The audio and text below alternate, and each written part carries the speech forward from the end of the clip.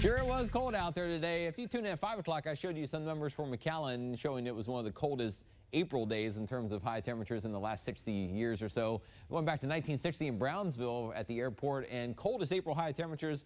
You can see the years there. There's only been the top four we list there, and all the way up through April 23rd, the latest of the chilliest numbers. But look at the high temperatures. We did have, Dina remembers this one, right? Easter Sunday, April 8th, only hit 48 in Brownsville. Rained a lot. Nasty day there for an Easter egg hunt. But today, April 1st, second coldest high temperature since 1960 in Brownsville. Only made it to 54 so far today. And then 57 back in 1997 and 1982, 57 degrees as well. So over the last almost 60 years there, only 4 days nearly this cold. And this is the second coldest here. So it is a cruel April Fool's joke for you, but it will be warming up pretty quickly here beginning tomorrow. 55 right now in Weslaco, 59 in McAllen, 54 in Port Isabel, and temperatures still being held down with a lot of clouds today. A little rain this morning and a little bit of a north wind still going, and that north wind not strong, but helping to keep the cool air locked in at least through tonight and tomorrow morning. Satellite radar shows a lot of clouds. The drizzle and light rain is now offshore and probably gone for the most part. There are some really small little rain chances that pop up over the next couple days, but I think any widespread rain is gone for a while, at least until maybe next weekend.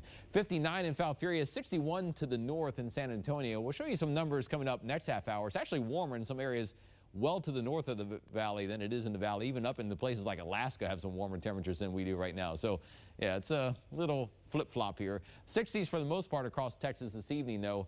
And Future Track overnight, here we are with the NAM model, shows dry weather for the most part around the state. The front that went through and cooled us off over the weekend is kind of stuck offshore, but sinking its way a little bit to the south.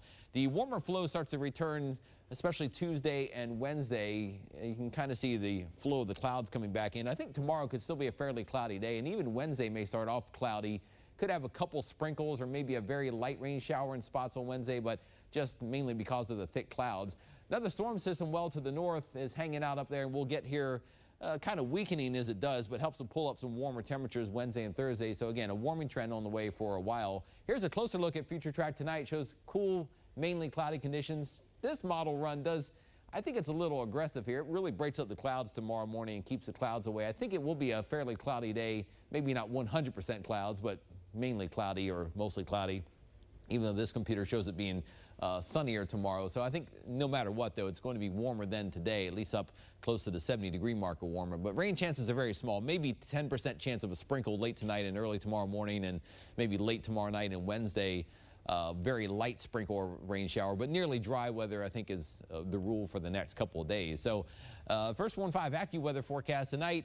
Most areas in the 50s overnight. You may briefly get to about 49 or 50 or so by morning, but clouds around, maybe a sprinkle in one or two spots, but mostly just clouds. And then tomorrow, your first 1-5 forecast, 73 tomorrow, mainly cloudy skies again. There may be some breaks at times and highs back in the low 70s.